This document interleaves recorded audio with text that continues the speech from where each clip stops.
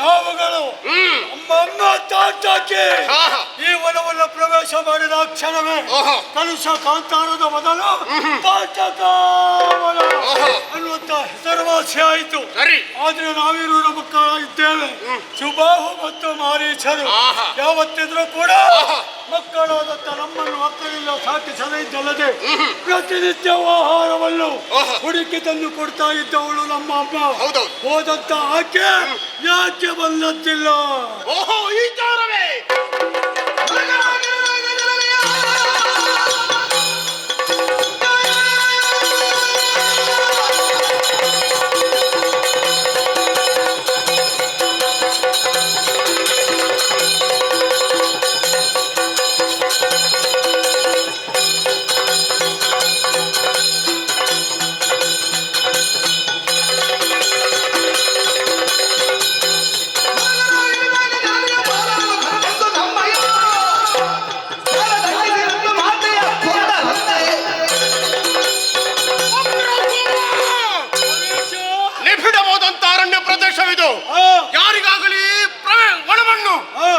ಮಾಡಲಿಕ್ಕೆ ಸಾಧ್ಯವಿಲ್ಲ. ಅಂತ ಗುಂಡಾರಣ್ಯವೇ ಇಲ್ಲಿ ನಡೆದಂತ ಒಂದು ಘಟನೆ, ಅಘಟಿತ ಘಟನೆ, ನಡೆಯಬಾರದಂತ ಘಟನೆ ಒಂದು ಇಲ್ಲಿ ಸಂಭವಿಸಿ ಹೋಯ್ತಂತೆ. ಯಾವಾದರೂ ಬಂದು ಹೇಳಿದಂತ ವದಂತಿ ಎಲ್ಲ ಇದರ ಸತ್ತಾಂಶವನ್ನು ಶೋಧನೆ ಮಾಡಲೇಬೇಕು. ಯಾವುದಂದ್ರೆ ಆಹಾರವನ್ನು ತರಲಿಕ್ಕೆ ಹೋದಂತ ನಮ್ಮ ಅಮ್ಮನನ್ನು ಯಾರೋ ಇಬ್ಬರು ಬಾಲಕರು ಕೊಂದರಂತೆ.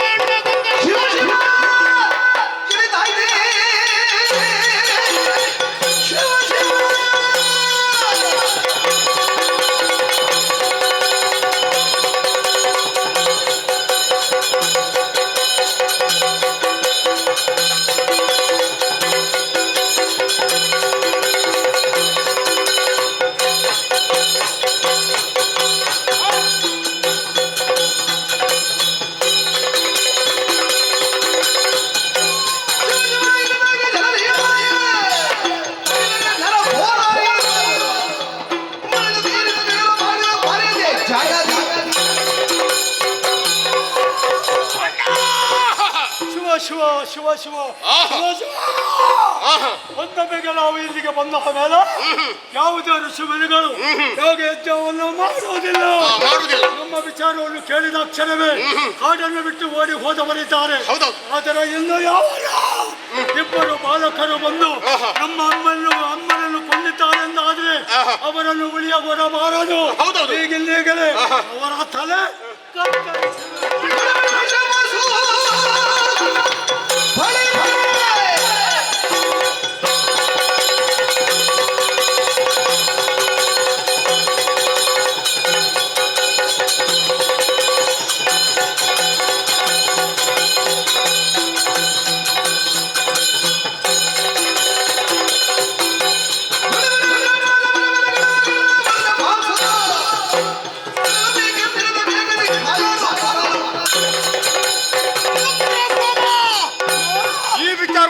ಶೋಧನೆ ಮಾಡಲೇಬೇಕು. ಆ ಇಬ್ಬರು ಬಾಲಕರು ಯಾರು, ಅವರ ಪರಾಕ್ರಮ ಅಥವಾ ಶೌರ್ಯ ಎಷ್ಟೆಂಬುದನ್ನು ನಾವು ತಿಳಿಯಲೇಬೇಕು. ಅಷ್ಟು ಮಾತ್ರವಲ್ಲ, ನಮ್ಮ ಹೆತ್ತ ತಾಯಿಯನ್ನು ಕೊಂದಂತ ಪ್ರತಿಕಾರವನ್ನು ತೀರಿಸಲೇಬೇಕು. ಏನೇ ಇರಲಿ, ಯಾವುದೇ ಬರಲಿ, ಹರಣಿಯ ಮುಂದೆ ಬಂದರೂ ಕೂಡ ನಾವು ಬೆಚ್ಚುವರಲ್ಲ, ಬೆದರವರಲ್ಲ. ನಾಳಿಗೆ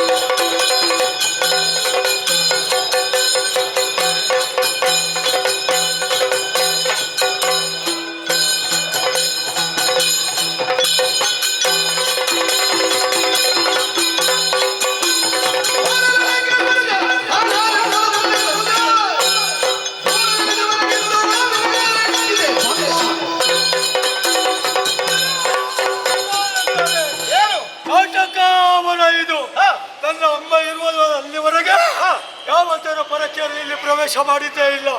ಅಂಥದ್ದರಲ್ಲಿ ನಮ್ಮಲ್ಲಿಗೆ ಬಂದು ಒಂದೊಂದಿಗೆ ಜನ್ಮ ಕೊಟ್ಟಂತಲ್ಲಮ್ಮ ಅಮ್ಮ ತಾಟಕ್ಕಿಯನ್ನು ಕುಂದಿದ್ದೀನಿ ಅನ್ನುವಂತ ವರ್ತಮಾನ ಹೇಳಿ ತಿಳಿದವರು ನಾವಿದ್ದೇವೆ. ಯಾರು ನೀವು? ಏನಮ್ಮನಲ್ಲಿ ದ್ವೇಷ ತಿಳಿದು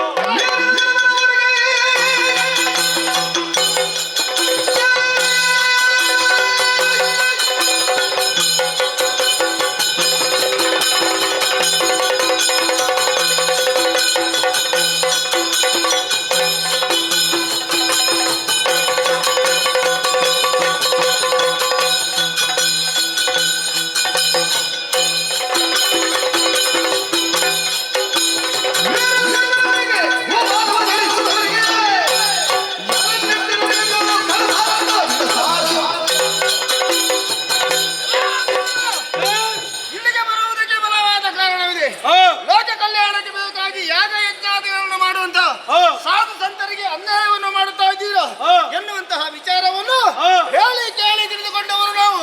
ನಿಮ್ಮ ಅನ್ಯಾಯವನ್ನು ನಿಲ್ಲಿಸಿ ನಿಮ್ಮನ್ನು ವಧಿಸಿ ಎಂಬ ಪರಕ್ಕೆ ಅಟೋದಕ್ಕಾಗಿ ಬಂದಿದ್ದೇವೆ. ನಡ ನಡ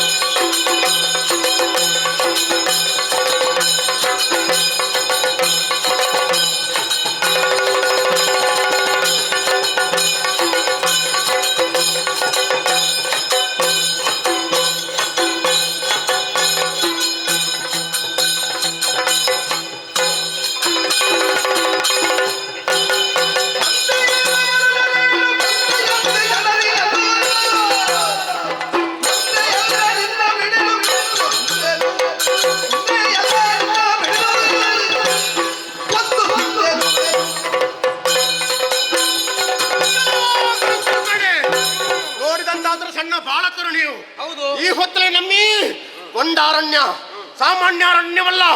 ಮೇಲೆ ಸಂಚರಿಸಿರುವಂತಹ ಸೂರ್ಯನಿಗಾದರೂ ಕೂಡ ತನ್ನ ಬೆಳಕನ್ನು ಚೆಲ್ಲಲು ಅವನು ಹಿಂಜರಿತಾನೆ. ಹಾಗಿರುವಲ್ಲ ನೀವಿಬ್ಬರ ಬಾಲಕರು ನಮ್ಮ ಒಳವನ್ನು ಪ್ರವೇಶ ಮಾಡಿದ ಮಾತ್ರವಲ್ಲ, ನಮ್ಮ ಹೆತ್ತ ತಾಯಿ ಈ ಪ್ರಪಂಚದಲ್ಲಿ ಹುಟ್ಟಿದಂತ ಯಾವ ಜೀವಿಗಾದರೂ ಪ್ರತ್ಯಕ್ಷ ದೇವರಂದರೆ ಹೆತ್ತ ತಾಯಿ. ನಮ್ಮ ಹೆತ್ತ ತಾಯಿಯನ್ನು ಕೊಂದಿರೇನು, ಮಾಡಿದ್ದು ಅಪರಾಧ ಅಂತವಾಯ್ತು. ನಮ್ಮ ಕಾಳಿಗೆರಾಗಿ ಕ್ಷಮೆಯನ್ನು ಬೇಡಿದಂತಾದ್ರೆ ಕೇಳಿದ್ರಂತಾದ್ರೆ ನಿಮಗೆ ಬದುಕೋ ಅವಕಾಶ ಉಂಟು. ನೀನು ಅವರಿಗೆ ತಾಯಿಗೆ ಮಗ, ನಿನ್ನ ಹೆಸರು ಮಾರಿಚ, ನನ್ನು ಮಾರಿಚ, ನಿನ್ನ ಪಾಲಿಗೆ ಮಾರಿ ಆದರೆ ಎಷ್ಟ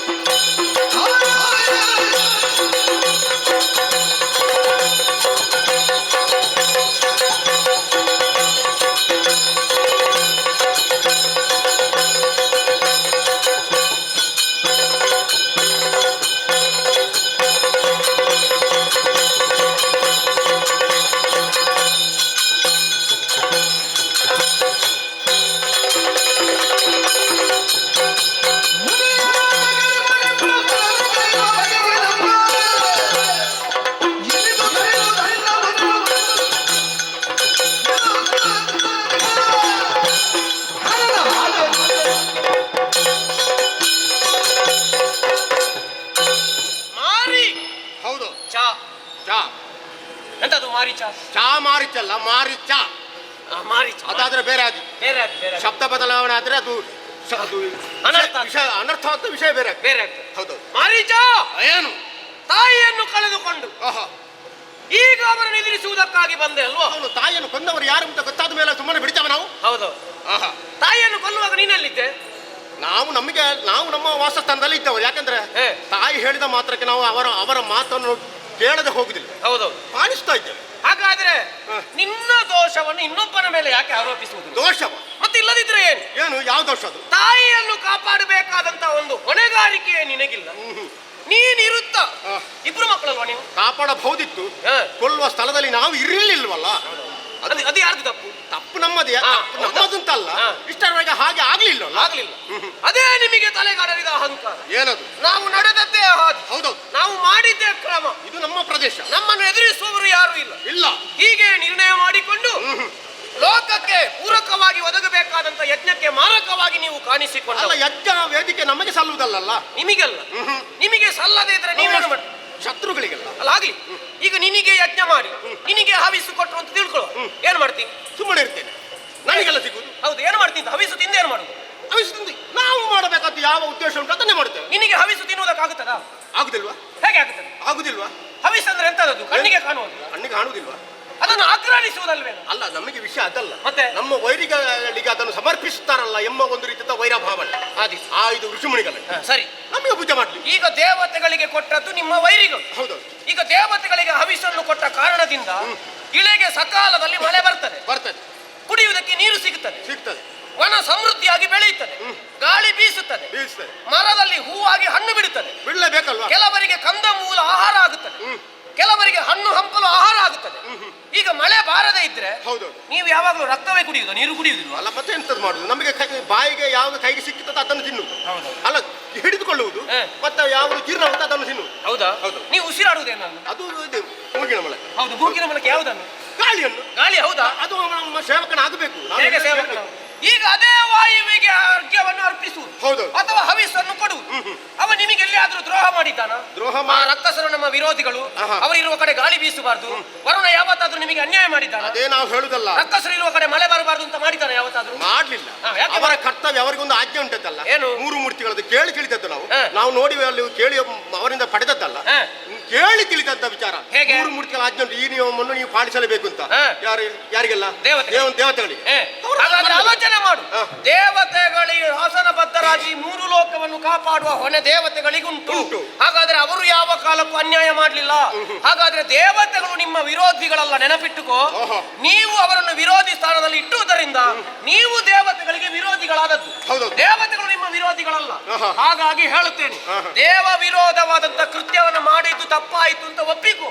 ಇಲ್ಲದೆ ಇದ್ರೆ ಇನ್ನು ಮುಂದೆ ಈ ಕೃತ್ಯವನ್ನು ಮಾಡುವುದಕ್ಕೆ ಒಂದು ಮಾತುಂಟು. ಏನು? ಈ ಪ್ರಪಂಚದಲ್ಲಿ ಇರುವುದೇ ಯಾವುದೇ ರೀತಿ ಪ್ರಪಂಚ ದ್ವಂದ್ವ ನೀತಿಯಲ್ಲಿ ಇದೆ. ಸರಿ, ಸೂರ್ಯನ ಒಬ್ಬನೇ ಒಂದು ದಿನವನ್ನು ಪೂರ್ಣ ಮಾಡುದಲ್ಲ, ಜೊತೆಯಲ್ಲಿ ಚಂದ್ರನಿದ್ದಾನೆ. ಕತ್ತಲು ಬೇಕು, ಬೆಳಕು ಬೇಕು. ನಾವು ನಿಮ್ಮನ್ನು ಬೇಕಾದ್ರೆ ಕತ್ತಲಿನ ಹಾದಿಯಲ್ಲಿ ಬಿಡಲಿ, ಆದ್ರೂ ನಾವು ಬೇಕೇ ಬೇಕು. ಈ ವೈರಿ ಸ್ಥಾನದಲ್ಲಿರುವಂತಹ ದೇವತೆಗಳ ಮರ್ತನವೇ ಅದು ನಮ್ಮ ಗುಣವರ್ತನೆ. ಅಷ್ಟು ಮಾಡ್ತೇವೆ. ಯಾವುದು ಎಷ್ಟಿರಬೇಕು ಅಷ್ಟೇ ಇರಬೇಕು. ಹೌದಾ? ಹುಲ್ಲಿಗೆ ಮಾಂಸ ತಿನ್ನುವುದೇ ಧರ್ಮ. ಹೌದು. ಹಾಗೆಂದು ಯಾವತ್ತದು ಹುಲ್ಲು ತಿನ್ನುವುದಿಲ್ಲ. ಹುಲ್ಲು ತಿಂದ್ರೆ ಅದು ಆಗುದಿಲ್ಲ. ಹಾಗೆಂದು ಕಾಡಿನಲ್ಲಿರುವಂತಹ ಕ್ರೂರ ಮೃಗಗಳನ್ನು ಕೊಂದು ಬೇಟೆಯಾಡಿಲ್ಲ. ನಾಡಿಗೆ ಒಂದು ಉಪಟಳ ಕೊಟ್ರೆ ಹುಲಿಯನ್ನಾದ್ರೂ ಕೊಲ್ಲುವುದು. ಈಗ ನಮ್ಮನ್ನು ಪ್ರಶ್ನಿಸಲು ಬಂದವ ಸಣ್ಣ ಬಾಲಕ ನೀನು, ರಾಮನ. ನಿಮ್ಮನ್ನು ನಿನ್ನದೊಂದು ಪರಾಕ್ರಮ ನೋಡ್ಬೇಕಷ್ಟು ಅಂತ ನೋಡುವ ಅಂತ. ಆಯ್ತಾ? ನೋಡುವ.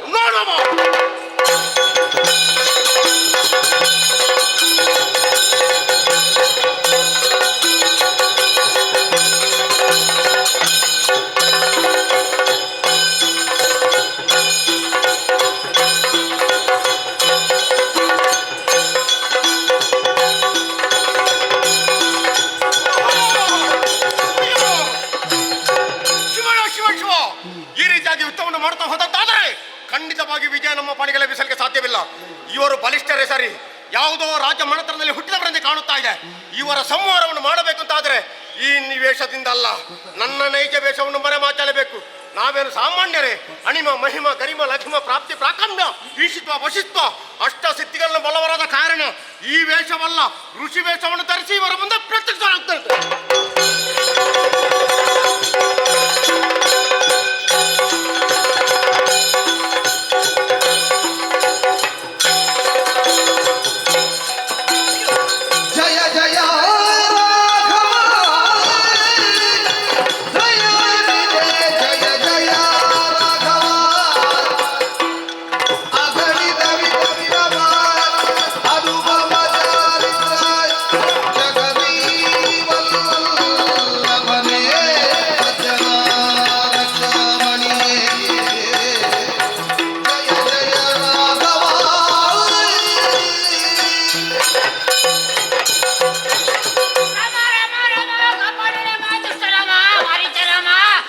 ರಾಮ, ಇವ ಬ್ರಾಹ್ಮಣ ಅಲ್ಲ, ಇವ ಮಾರೀಚ ಆಗ ಬಂದವನೇ.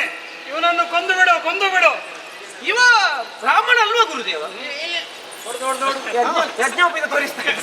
ತೋರಿಸ್ತಾನೆ. ಯಜ್ಞೋಪೇತ ಹೇಗೆ ಹಾಕ್ಬೇಕು ಅಂತ ಅವನಿಗೆ ಗೊತ್ತಿಲ್ಲ. ಅದು ಅಪ್ಪನ ಬರುವಾಗ ಅಪ್ಪನ ಶ್ರಾದ್ದ ಮಾಡಿ ಬಂದದನ್ನ. ಅಪ್ಪನ ಶ್ರಾದ್ದ ಮಾಡುವಾಗ ಕೃಷ್ಣ ಅಲ್ಲಿ ಮತ್ತೆ ಬ್ರಹ್ಮಾರ್ಪಣ ಬಿಡ್ಲಿಕ್ಕಿಲ್ವಾ? ನೀನು ಗುರುಗಳ ಹತ್ರ ಮಾತಾಡಿ ಸಿಕ್ಕಿ ಬೀಳ್ತೀನಿ ನೀನು. ಬ್ರಹ್ಮಾರ್ಪಣ ಬಿಡುವಾಗ ಅದು ಹೇಗಿರ್ಬೇಕು? ಹೌದೌದು. ಮಂತ್ರ ಹೇಳ್ತಾರೆ ಪ್ರಾಚೀನ ಅವಸರದಲ್ಲಿ ಬಂದಾಗ ಹೀಗೆ ಆದದ್ದು. ಪ್ರಾಚೀನ ವಿಧಿ ಹೇಳಿದ್ರೆ ಅದೇ ಪುರೋಹಿತರು ಮತ್ತೆ ಉಪವಿಧಿ ಅಂತ ಹೇಳ್ತಾರೆ. ಹೌದೌದು. ಅದಾದ ಮೇಲೆ ಬ್ರಹ್ಮಾರ್ಪಣ ಇರುವುದು. ನಿನಗೆ ಅದು ಯಾವುದು ಗೊತ್ತಿಲ್ಲ. ನನಗೆ ಗೊತ್ತುಂಟು ಇವ ಯಾರು. ಯಾರು ಗುರುದೇವ ಇವ? ಅದು ಆಗಲ್ಲ. ಅದು ಜಾತಿಗೆ ಜಾತಿ ಹಾಗೆ ಉಂಟಲ್ಲ, ಹಾಗೆ ನನ್ನನ್ನು ನೋಡಿದ್ರೆ ಆಗುದಿಲ್ಲ. ನಾನು ಆ ಜಾತಿಯವನಲ್ಲ, ಗೊತ್ತುಂಟ ಹಾಗೆ ಬರ್ಲಿಕ್ಕೆ. ಆಮೇಲೆ ಆ ಜಾತಿಯ ಮೇಲೆ ಪ್ರೀತಿಯಲ್ಲಿ ಆ ಜಾತಿಗೆ ಬಂದವ. ಹೌದೌದು. ಅದು ಜಾತಿ ಅಲ್ಲ, ವರ್ಣ. ನೆನಪಿಟ್ಟುಕೋ. ಅವರನ್ನು ವಿಶ್ವವೇ ಒಪ್ಪಿತ್ತು. ಹೌದು. ಆದ್ದರಿಂದ ಬಂದಿದ್ದಾನಲ್ಲ ಆಗ ಮಾರೀಚ. ಹೌದು. ಆ ಮಾರೀಚನೇ ವೇಷ ಬದಲಿಸಿ ಬ್ರಾಹ್ಮಣನಾಗಿ ಬಂದು ನಿಮ್ಮ ಕಪಟ ವಿಧಿಯನ್ನು ತೋರಿಸಿ ನಿಮ್ಮನ್ನು ಮರಳು ಮಾಡಲಿಕ್ಕೆ ಬಂದಿದ್ದಾನೆ. ಆದ್ರಿಂದ ಅವನನ್ನು ತಡಿ, ಗೌರವಿಸಬೇಡ. ಬಾಣವನ್ನು ಮಾನವಾಸ್ತ್ರವನ್ನು ಪ್ರಯೋಗಿಸಿ ಕೊಂದಾಕು. ಹಾಗಾದ್ರೆ ಇವನ ವೇಷಕ್ಕೆ ಗೌರವ ಕೊಡಬೇಕು. ಬದುಕುವುದಕ್ಕಾಗಿ ಬ್ರಾಹ್ಮಣ ವೇಷ ಮಾಡಿದ್ದಾನೆ. ಗುರುಗಳೇ, ನಿಮ್ಮ ಆದೇಶದಂತೆ ಇವ ನನ್ನ ಹೆಸರಲ್ಲಿ ಬದುಕುವುದಾದ್ರೆ ಬದುಕಲಿ. ಅದಕ್ಕಾಗಿ ಮಾನವಾಸ್ತ್ರವನ್ನು ಪ್ರಯೋಗಿಸಿ ಇವನನ್ನು ದ್ವೀಪ ಅಂತ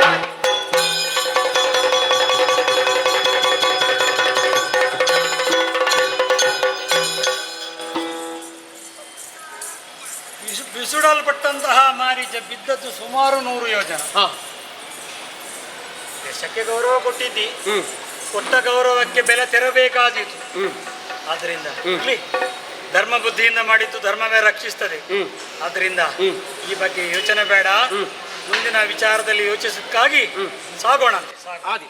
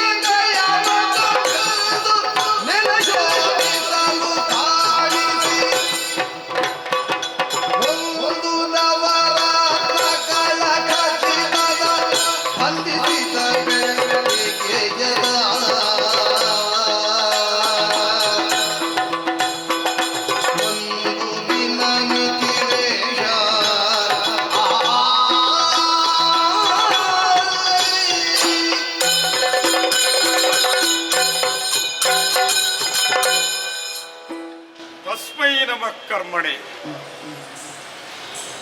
ಕರ್ಮಾಭಿಮಾನಿಯಾದಂತಹ ಆ ಯಜ್ಞೇಶ್ವರನಿಗೆ ನಿತ್ಯವೂ ನಮಸ್ಕರಿಸ್ತಾ ಇರ್ತೇವೆ. ನಮ್ಮ ವಂಶಸ್ಥರೆಲ್ಲ ನಿವೃತ್ತಿ ಮಾರ್ಗವನ್ನು ಅನುಸರಿಸದೆ ಪ್ರವೃತ್ತಿ ಮಾರ್ಗವನ್ನೇ ಅನುಸರಿಸಿ ಮೋಕ್ಷಕ್ಕೆ ದಾರಿಯನ್ನು ಕಂಡುಕೊಂಡವರು. ಹಾಗಾಗಿ ಪ್ರಾಜ್ಯರೆಲ್ಲ ನುಡಿದರು, ಕರ್ಮಣೈವ ಹಿ ಸಂಸಿದ್ಧಿ ಆಸ್ಥಿತಾಹ ಜನಕಾದಯ. ಜನಕ ವಂಶಸ್ಥರೆಲ್ಲ ಉತ್ತಮವಾದಂತಹ ಕರ್ಮದಲ್ಲೇ ಸಂಸಿದ್ಧಿಯನ್ನು ಪಡೆದು ಉತ್ತಮವಾದಂತಹ ಲೋಕವನ್ನು ಪಡೆದಿದ್ದಾರೆ ಎಂಬಂತಹ ನೆಗಳತೆ ಈ ಜನಕ ವಂಶಕ್ಕಿದೆ. ಹಾಗಾಗಿ ನಿತ್ಯವೂ ಕರ್ಮವನ್ನು ಆಚರಿಸ್ತಾ ಯಾಗಾದಿರೇವ ಧರ್ಮ, ಯಾಗವೇ ನಮಗೆ ಧರ್ಮ ಎಂಬ ದೃಷ್ಟಿಯಿಂದ ನಿತ್ಯವೂ ಯಾಗ ಸಂಕಲ್ಪತನಾಗಿ ಉತ್ತಮೋತ್ತಮ ಬ್ರಾಹ್ಮಣೋತ್ತಮರನ್ನೆಲ್ಲ ಋಷಿ ಮುನಿಗಳನ್ನೆಲ್ಲ ಇಲ್ಲಿಗೆ ಆಹ್ವಾನಿಸಿ ಆ ಮೂಲಕವಾಗಿ ಬ್ರಹ್ಮಸಭೆಯನ್ನು ನಿರ್ಮಿಸಿ ಉತ್ತಮವಾದಂಥ ವೇದಾಂಗಗಳ ವಿಮರ್ಶೆಯನ್ನು ಅದರ ಮೂಲಕವಾಗಿ ಕರ್ಮವನ್ನು ಆಚರಿಸಿ ಸಾಧಿಸಿದವರು ನಾವು. ಒಂದು ಕಾಲದಲ್ಲಿ ನಮಗೆ ಈ ವಂಶ ಬೆಳೆಯಬೇಕಾದರೆ ಯಾವುದೇ ರೀತಿಯಾದಂತಹ ಪುತ್ರ ರತ್ನ ಇಲ್ಲ ಎಂಬಂತಹ ದೃಷ್ಟಿಯಿಂದ ಅದಕ್ಕೂ ಒಂದು ಯಾಗವನ್ನು ನಾನು ಸಂಕಲ್ಪಿಸಿದೆ. ಉತ್ತಮವಾದಂತಹ ಅಶ್ವಮೇಧಿಕ ಯಾಗ. ಪ್ರಾರಂಭದಲ್ಲಿ ಪುತ್ರಕಾಮೇಷ್ಟಿ ಯಾಗಗಳನ್ನು ಮಾಡುವಂತಹ ಸಂದರ್ಭದಲ್ಲಿ ಬ್ರಾಹ್ಮಣೋತ್ತಮರೆಲ್ಲ ನನ್ನನ್ನು ಭೂಮಿಯ ಬಳಿಗೆ ಕೊಂಡು ಹೋಗಿ ನೀನೇ ಉಳುಬೇಕು ಪ್ರಾರಂಭದಲ್ಲಿ ಅಂತ ಹೇಳಿದರು. ಅದಕ್ಕಾಗಿ ನೇಗಿಲ ತುದಿಗೆ ಉತ್ತಮವಾದಂತಹ ಬಂಗಾರದ ಶಿರವನ್ನು ಅದಕ್ಕೆ ವಿಶೇಷವಾಗಿ ಜೋಡಿಸಿಕೊಂಡು ಉಳುವ ಸಂದರ್ಭದಲ್ಲಿ ನನಗೊಂದು ದೊರಕಿತಲ್ಲ, ಉತ್ತಮವಾದಂತಹ ಒಂದು ಪೆಟ್ಟಿಗೆ ಭೂಮಿಯ ಅಡಿಯಲ್ಲಿ. ಏನಿದು ಪೆಟ್ಟಿಗೆ, ಇದೇನು ವಿಶೇಷ ಅಂತ ನೋಡಿದಾಗ ಆ ಪೆಟ್ಟಿಗೆಯನ್ನು ಎತ್ತಿ ಬಾಗಿಲು ತೆಗೆದಾಗ ಓಹೋ, ಎಂತಹ ಒಂದು ದಿವ್ಯ ಪ್ರಭೆಯುಳ್ಳಂತಹ ಒಂದು ಮಗುವನ್ನು ನಾನು ಕಂಡೆ. ಉತ್ತಮವಾದಂತಹ ಸ್ತ್ರೀರತ್ನ ಅದು. ಬಹಳ ಕಾಲ ಮಗುವಿನ ಮುಖವನ್ನೇ ಕಾಣದಂತಹ ನನ್ನ ಮಡದಿ ಅದನ್ನು ನೋಡಿ ಸಂತೋಷಪಟ್ಟು ನಮ್ಮ ಕುಲ ಭಾಗ್ಯವಾಯಿತು, ಇಂತಹ ಪ್ರಭೆಯುಳ್ಳಂತಹ ಮಗು ನಮಗೆ ದೊರಕಿತು, ಇದು ನಿಮ್ಮ ಯಜ್ಞದ ಫಲ ಮೊದಲೇ ದೊರಕಿತು ಅಂತ ಹೇಳಿ ಸಂತೋಷಪಟ್ಟು. ಹಾಗಾಗಿ ಅಂತಹ ಉತ್ತಮ ಸಂತೋಷದಿಂದ ಆ ಮಗುವನ್ನು ಬೆಳೆಸಿದಲ್ಲಿಗೆ ನನಗೊಂದು ಮಗು ಹುಟ್ಟಿತಲ್ವಾ, ಉತ್ತಮವಾದಂತಹ ಇನ್ನೊಂದು ಮಗು, ನನ್ನಿಂದಲೇ ಹುಟ್ಟಿದಂತಹ ಮಗು. ಹಾಗಾಗಿ ಮೊದಲು ಹುಟ್ಟಿದ ಮಗುವಿಗೆ ಆ ಶೀರದ ಕೊನೆಯಿಂದ ಹುಟ್ಟಿದ್ರಿಂದ ಶೀರಜಾತ ಸೀತಾ ಅಂತ ಹೆಸರಿಟ್ಟೆ. ಇನ್ನೊಂದು ರೀತಿಯಲ್ಲೂ ಸೀತಾ ಅವಳು. ನನ್ನ ಹೆಸರು ಶೀರಧ್ವಜ ಜನಕ ಅಂತ. ಹಾಗಾಗಿ ಶೀರಧ್ವಜ ಜನಕನ ಮಗಳು, ಶೀರಧ್ವಜ ಜನಕ ಸುತ ಸೀತಾ ಎಂಬುದಾಗಿ ಸೀತಾ ಅಂತ ಹೆಸರಿಟ್ಟೆ ಆ ಮಗುವಿಗೆ. ನಂತರದ ಹುಟ್ಟಿದಂತಹ ಮಗುವಿಗೆ ಈ ಇಳೆಯನ್ನ ಎತ್ತುವವಳು ಎಂಬಂತಹ ದೃಷ್ಟಿಯಿಂದ ಊರ್ಮಿಳ ಅಂತ ಹೆಸರಿಟ್ಟೆ. ಹಾಗಾಗಿ ಎರಡೂ ಮಕ್ಕಳು ಉತ್ತಮವಾಗಿ ಬೆಳೆಯುತ್ತಾರೆ ನಿಂತಿದ್ದಾರೆ. ಪ್ರಾಯ ಪ್ರಬುದ್ಧರಾದಂತಹ ಅವರಿಗೆ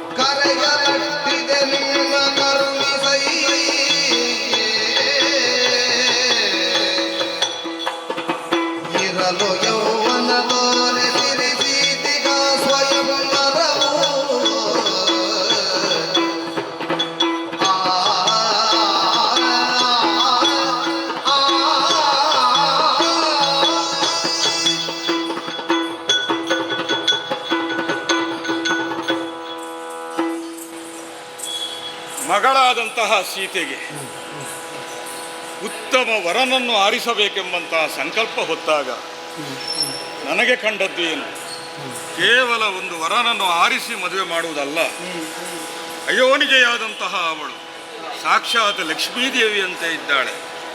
ಅಂಥವಳಿಗೆ ಲೋಕೋತ್ತರ ವೀರನೇ ದೊರಕಬೇಕೆಂಬಾಗ ಯಜ್ಜೇಶ್ವರನಂತವನೇ ಇರಬೇಕೆಂಬ ದೃಷ್ಟಿಯಿಂದ ನನಗೆ ದೊರಕಿದಂತಹ, ನನಗೆ ಅಂತ ಅಲ್ಲ, ನಮ್ಮ ಪೂರ್ವಜರಿಗೆ ದೊರಕಿದಂತಹ, ಒಂದು ಕಾಲದಲ್ಲಿ ದಕ್ಷ ಯಜ್ಞಕ್ಕೆ ಹೋದಂತಹ ನಮ್ಮ ಪೂರ್ವಜರು ದೇವರಾತರು.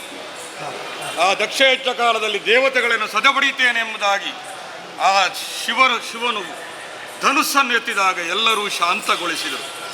ಆಗ ಆ ಧನುಸ್ಸು ನಮ್ಮ ಪೂರ್ವಜರಾದಂತಹ ದೇವರಾತರಲ್ಲಿ ನ್ಯಾಸವಾಗಿಡಲ್ಪಟ್ಟಿತು. ಆಗ ನನಗೆ ಈ ಸಂದರ್ಭದಲ್ಲಿ ಕಂಡದ್ದು ಆ ಶಿವಧನುಸ್ಸು.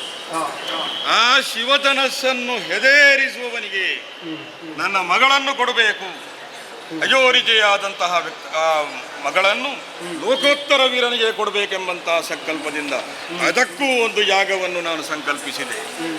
ಆ ಯಾಗದ ಅವಸಾನ ಕಾಲದಲ್ಲಿ ಸ್ವಯಂವರವನ್ನು ಏರ್ಪಡಿಸುವುದು, ಅದಕ್ಕಾಗಿ ಈ ಸ್ವಯಂವರಕ್ಕಾಗಿ ಈ ಭುವಿಯ ಎಲ್ಲ ರಾಜರಿಗೂ ನಾನು ಒಲೆಯನ್ನು ಅಟ್ಟಿದ್ದೇನೆ. ಸಕಲ ಋಷಿ ವರೇಣ್ಯರಿಗೂ ಬ್ರಾಹ್ಮಣೋತ್ತಮರಿಗೂ ಕೂಡ ಒಲೆಯನ್ನು ಅಟ್ಟಿದ್ದೇನೆ. ಶೀಘ್ರವಾಗಿ ಅತಿ ಶೀಘ್ರವಾಗಿ ಮಿಥಿಲೆಯನ್ನು ಕುರಿತು ಬನ್ನಿ.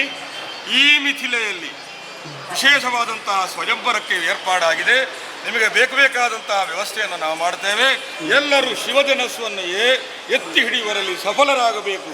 ಆ ಮೂಲಕವಾಗಿ ನನ್ನ ಮಗಳನ್ನು ಪಡೆಯುವಲ್ಲಿ ಉತ್ತಮವಾದಂತಹ ವೀರನ ಸಿದ್ಧಿಯಾಗಬೇಕೆಂಬುದಾಗಿ ಎಲ್ಲರಿಗೂ ಒಯ್ಯಲು ಪಡಿಸಿದ್ದೇನೆ. ಎಲ್ಲರಿಗೂ ಮುಟ್ಟಿರಬೇಕು. ಸರಿ, ಬೇಕಾದಂತಹ ವ್ಯವಸ್ಥೆಯನ್ನು ಮಾಡಲಿಕ್ಕೆ ನಮ್ಮವರಿಗೆ ಹೇಳಿದ್ದೇನೆ. ಏನಾಗ್ತದೆ ಅಂತ ನೋಡುವ.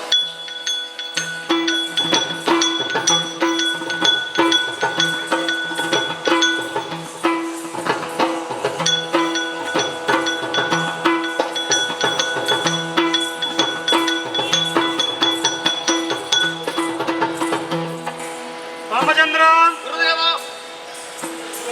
ಓಲೆಯನ್ನೊಂದೋದಿ ಜನಕ ವಂಶದಲ್ಲಿ ಹುಟ್ಟಿದಂತಹ ಕ್ಷೀರಧ್ವಜ ನಾಮಕನಾದಂತಹ ಜನಕ ತನ್ನ ಮಗಳಿಗೆ ವಿವಾಹವನ್ನು ಮಾಡಲಿಕ್ಕಾಗಿ ಮುಂದುವರಿದ್ದಾನೆ. ಅದರೊಂದಿಗೆ ಯಾಗ ಎನ್ನುವುದು ಅವನಲ್ಲಿ ಸಾಮಾನ್ಯ. ಯಾಗ ಇಲ್ಲದೆ ಅವರ ದಿವಸವೇ ಇಲ್ಲ. ವಿಶೇಷವಾದಂತಹ ಯಾಗಗಳನ್ನು ಮಾಡುವ ಮೂಲಕವಾಗಿ ಜನಕಾದಿಗಳೆಲ್ಲರೂ ಮೋಕ್ಷವನ್ನು ಪಡೆದಿದ್ದಾರೆ ಎನ್ನುವುದು ಇತಿಹಾಸ.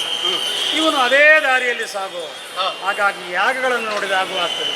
ಅದಕ್ಕಿಂತ ವಿಶೇಷವಾಗಿ ಅವನಲ್ಲಿರತಕ್ಕಂತಹ ಶಿವಧನಸ್ಸು, ವಿಶೇಷವಾಗಿ ಈಶ್ವರನೆಂದರೆ ಹಿಡಿದುಕೊಳ್ಳಲ್ಪಟ್ಟಂತಹ ಧನುಸ್ಸು ಅನುಗ್ರಹ ರೂಪವಾಗಿ ಅವನ ವಂಶಕ್ಕೆ ಬಂದಿದೆ. ಅದನ್ನು ನಿತ್ಯ ಪೂಜೆ ಮಾಡ್ತಾ ಇರತಕ್ಕಂತಹ ಧನುಸ್ಸನ್ನು ನಿಮಗೆ ತೋರಿಸಬೇಕು. ಆ ಮೂಲಕವಾಗಿ ಸಾಧಿಸಬೇಕೆನ್ನುವುದು ನನ್ನ ಸಂಕಲ್ಪ. ಹೇಗೆ ಹೊರಡೋಣ? ಬನ್ನಿ.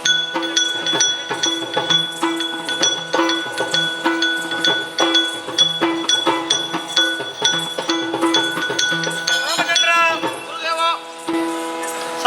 ಸಾಗುತ್ತಾ ಮಿಥಿಲೆಯ ದಾರಿಯಲ್ಲಿ ಬರುವಂತಹ ಸಂದರ್ಭದಲ್ಲಿ ವಿಶಾಲ ನಗರ ಎನ್ನುವಂತಹ ಒಂದು ನಗರವನ್ನು ಪ್ರವೇಶಿಸಿದ್ದೇವೆ. ನಿಜ. ವಿಶೇಷವಾಗಿ ನೀವು ವಂಶದಲ್ಲೇ ಬಂದಂತಹ ಆ ಸುಮತಿ ವಿಶೇಷವಾದಂತಹ ಅತಿಥಿ ಸತ್ಕಾರಗಳನ್ನು ಮಾಡಿ ನಮ್ಮನ್ನು ಬೀಳ್ಕೊಟ್ಟಿದ್ದಾನೆ. ನಿಜ. ಸಾಗುತ್ತಾ ಮುಂದೆ ಬರುವಾಗ ನಮಗೆ ಸಿಕ್ಕಿತ್ತು ಗೌತಮಾಶ್ರಮ. ವಿಶೇಷವಾಗಿ ಅಲ್ಲಿ ನಿನ್ನದಾದಂತಹ ಭಜನೆ ನಿರಂತರವಾಗಿ ನಡೆಯುತ್ತಾ ಇರುವಂತಹ ಸಂದರ್ಭದಲ್ಲಿ ಕುತೂಹಲಿಯಾಗಿ ನೀನು ಪ್ರಶ್ನಿಸಿದ್ದು, ನಾನು ಉತ್ತರಿಸಿದ್ದೆ. ಒಂದು ಕಾಲದಲ್ಲಿ ಇಂದ್ರನಿಂದ ವ್ಯಭಿಚಾರಿಣಿ ಅಣಿಸಲ್ಪಟ್ಟಂತಹ ಆ ಅಹಲ್ಯೆಗೆ ಗೌತಮರಿಂದ ಲಬ್ಧವಾದ ಶಾಪ ಕಲ್ಲಾಗಿ ಹೋಗು. ಇಂದ್ರನಿಗೂ ಶಾಪ ಬಂದಿದೆ, ಅದು ಬೇರೆ. ಕಲ್ಲಾಗಿ ಹೋಗುವ ಎನ್ನುವಂತಹ ಶಾಪಕ್ಕೆ ಪ್ರತಿಶಾಪವಾಗಿ ಒಡಮಾಡಲ್ಪಟ್ಟದ್ದು. ಮುಂದೊಮ್ಮೆ ತೃತೀಯನಾದಂತಹ ದಶರಥನಂದನಾದಂತಹ ರಾಮ ಬರುವಾಗ ನಿನಗೆ ವಿಮೋಚನೆ. ಅಂದಿನಿಂದ ಇಂದಿನವರೆಗೆ ವಿಶೇಷವಾಗಿ ರಾಮಧ್ಯಾನದಲ್ಲಿ ನಿರತನಾದಂತಹ ಅವಳನ್ನು ಸ್ಪರ್ಶಿಸಿದ್ದೇ ತಡ. ಎದ್ದು ನಿಂತಿದ್ದಾಳೆ. ಅವಳದ್ದಾದಂತಹ ವಿಶೇಷವಾದಂತಹ ತಪಪ್ರಭಾವದಿಂದ ಇಡೀ ಕಡೆಯಲ್ಲಿ ಬೆಳಕು ಆವರಿಸಿ ದೇವತೆಗಳಿಗೂ ನೋಡ್ಲಿಕ್ಕಾಗದ. ಸಾಕ್ಷಾತ್ ಗೌತಮರೇ ಬಂದರು ಅಹಲ್ಯೆಯನ್ನು ಪರಿಶುದ್ಧೆ ಅಂತ ಸ್ವೀಕರಿಸಿ ಅದರಿಂದ ಧನ್ಯತಾ ಭಾವ ನಮಗೂ ಬಂತು. ನಿಜ. ಇದನ್ನು ದಾಟುತ್ತಾ ಮಿಥಿಲೆಯನ್ನು ತಲುಪಿದ್ದೇವೆ ನಾವು. ಜನಕನ ಆಸ್ಥಾನದಲ್ಲಿ ಆಗತಕ್ಕಂತಹ ಯಾಗ ಮತ್ತು ಆ ಮದುವೆಗಾಗಿ ಬಂದಂತಹ ವಾರ್ತೆಯನ್ನು ಅವನಿಗೆ ತಲುಪಿಸಿ ನಮಗೆ ಬೇಕಾದಂತಹ ಬಿಡಾರದ ವ್ಯವಸ್ಥೆಯನ್ನು ಮಾಡೋಣ. ಅವನ ಆಮಂತ್ರಣಕ್ಕಾಗಿ ಕಾಯುವ.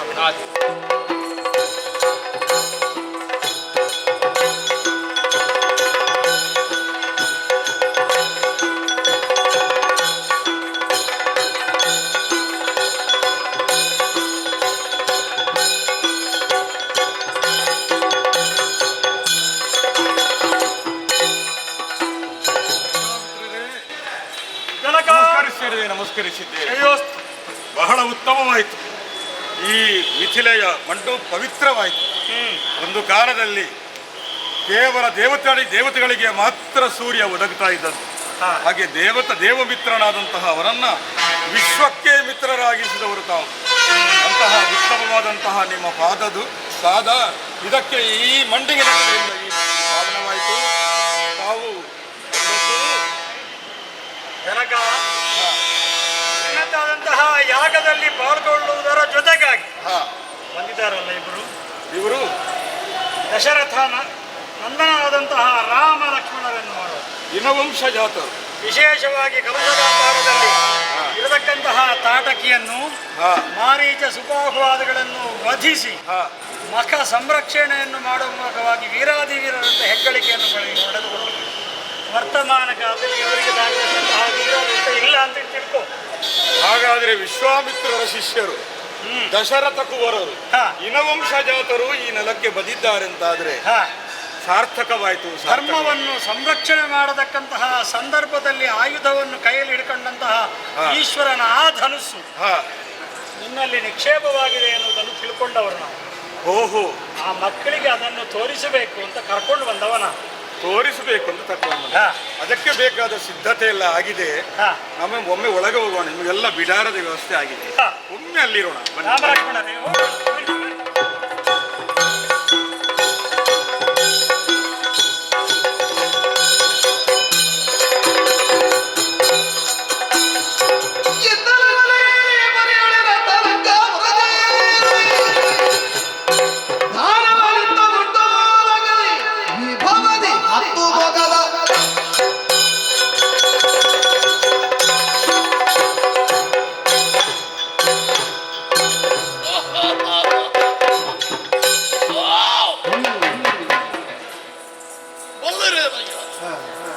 ಇರುವಂತಹ ಸ್ಥಳ ಇವೆಲ್ಲವನ್ನು ನಾನೇ ಹೇಳಿಕೊಳ್ಳಬೇಕಾದ ಪರಿಸ್ಥಿತಿಯಾಗಿ ಬಂತು. ವಿಶ್ರಮಸು ಕೈಕೇಯಿಯ ಕುವರಲಾಗಿ ಅಂದು ಬಂಡೆಯ ಮೇಲೆ ತಾಯಿ ಹರಿದ ವಸನದಲ್ಲಿ ಬಾಷ್ಪಾಂಜಲಿಗಳನ್ನು ಸುರಿಸುತ್ತ ಕಲ್ಲಿನ ಮೇಲಿಟ್ಟು ನೀನು ಸಮಗ್ರ ಲೋಕವನ್ನಾಳುವಂತಹ ಚಕ್ರವರ್ತಿಯಾಗಬೇಕು ಆಶಾ ಭಾವನೆಯಲ್ಲೇ ನನಗೆ ಕಲ್ಲಿನ ಮೇಲೆ ಮಾಡಿದ ಪಟ್ಟಾಭಿಷೇಕ ರಾವಣನಾಗಿ ಮೆರೆದ ನಾನು ಕೇವಲ ಹೀಗೆಯೇ ಇರುವುದಲ್ಲ, ತಾಯಿಯ ಆಶಯವನ್ನು ಸಾಕ್ಷಾತ್ಕರಿಸಿಕೊಳ್ಳಬೇಕು. ಈ ಕುರಿತಾಗಿ ಆಲೋಚಿಸಿದ ನಾನು ಏನು ಮಾಡಿದೆ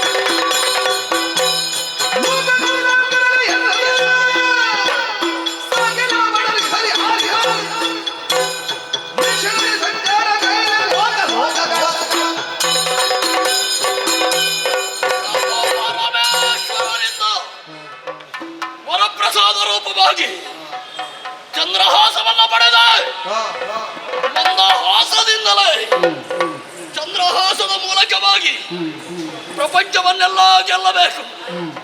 ಈ ರೀತಿಯಾಗಿ ಆಶಿಸಿದ ನಾನು ಮೊದಲಾಗಿ ನನ್ನ ತಮ್ಮನೇ ಆಗಿದ್ದಂತಹ ಕುಬೇರನ ವಶವರ್ತಿಯಾಗಿದ್ದ, ಸಮಗ್ರ ಲಂಕೆಯ ವಶವರ್ತಿಯಾಗಿದ್ದ, ಅವನ ವಶದಲ್ಲಿದ್ದಂತಹ ಪುಷ್ಪಕ ವಿಮಾನವನ್ನು ನನ್ನದಾಗಿಸಿಕೊಂಡೆ. ಇನ್ಯಾಕೆ ತಡ? ಈ ರೀತಿಯಾಗಿ ಆಲೋಚಿಸಿ ಲೋಕಗಳನ್ನು ಗೆದ್ದು ಬೀಗುತ್ತಾ ಇರುವ ನಾನು ಇಂದು ನಭೋ ನೌಕೆಯನ್ನ ಏರಿ ಪ್ರಪಂಚ ಪರ್ಯಟನೆಯನ್ನ ಮಾಡಬೇಕಾದ ಅನಿವಾರ್ಯತೆ ಇದೆ.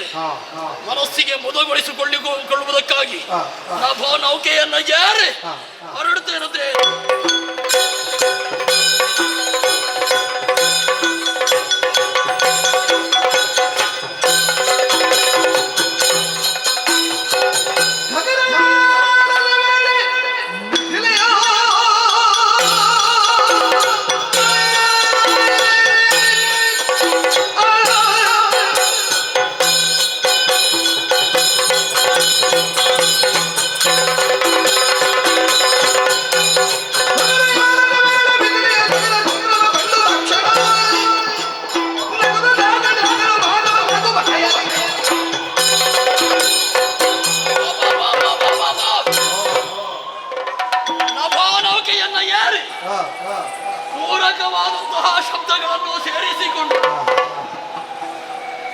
ಸಾಗುತ್ತಾ ಇದ್ದೇನೆ. ಶಬ್ದ ಯಾವುದು ಗೊತ್ತಾಯ್ತು?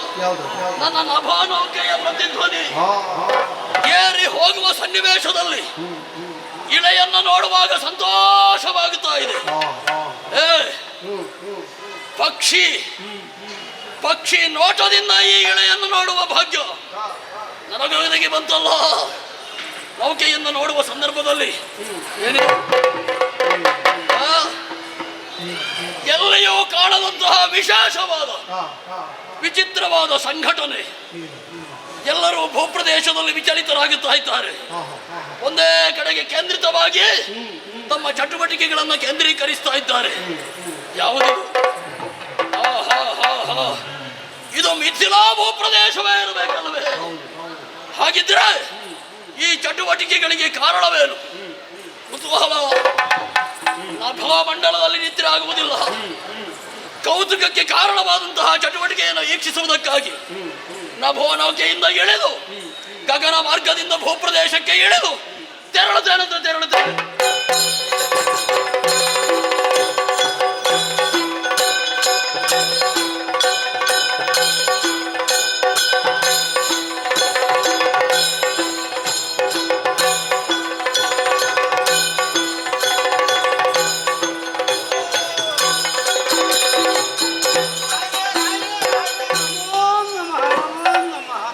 ಪರಪತ್ರಗಾರರೇ,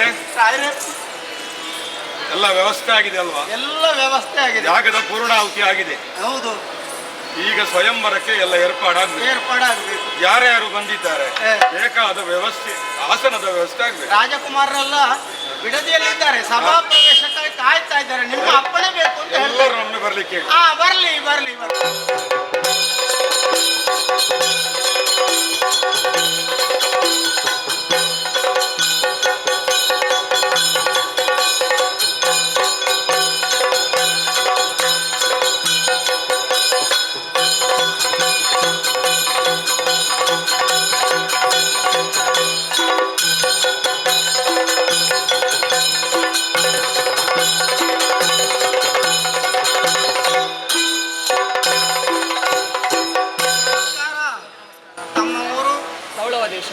ತೌಳವ ದೇಶದಿಂದ ಬಂದವರು. ನಿಮ್ಮ ಹೆಸರು? ವೀರವನ್ನೇನು.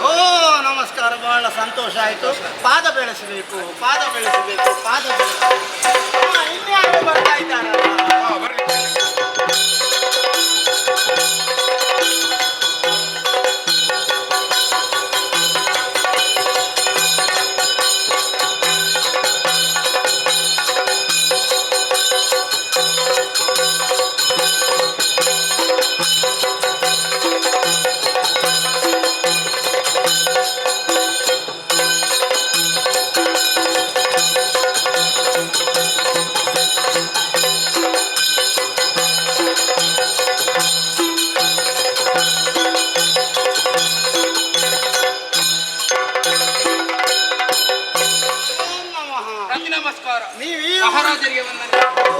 ಒಳ್ಳೆಯ ಸಂಸ್ಕಾರ.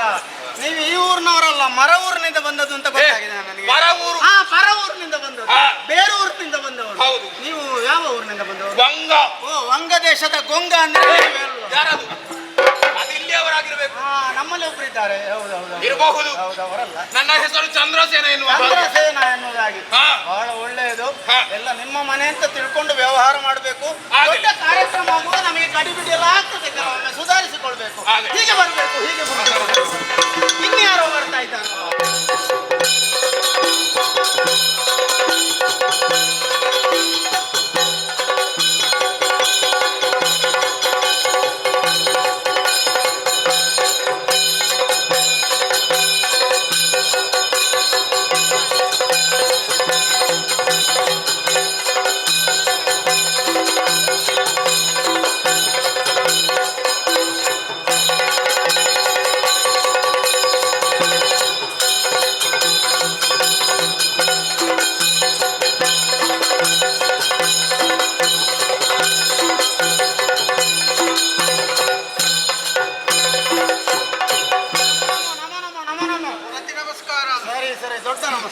ಹೌದೌದು.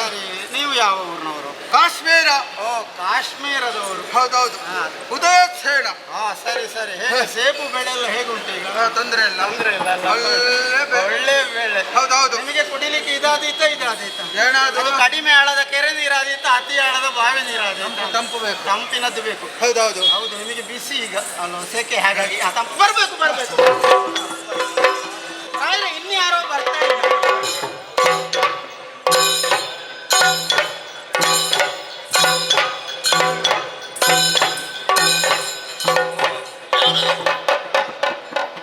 ರಾಜಸ್ಥಾನವನ್ನು ಪ್ರವೇಶಿಸಿದರು ನನ್ನನ್ನು ಗಣಿಸುವವರಿಲ್ಲ, ಗುಣಿಸುವವರು ಇಲ್ಲ.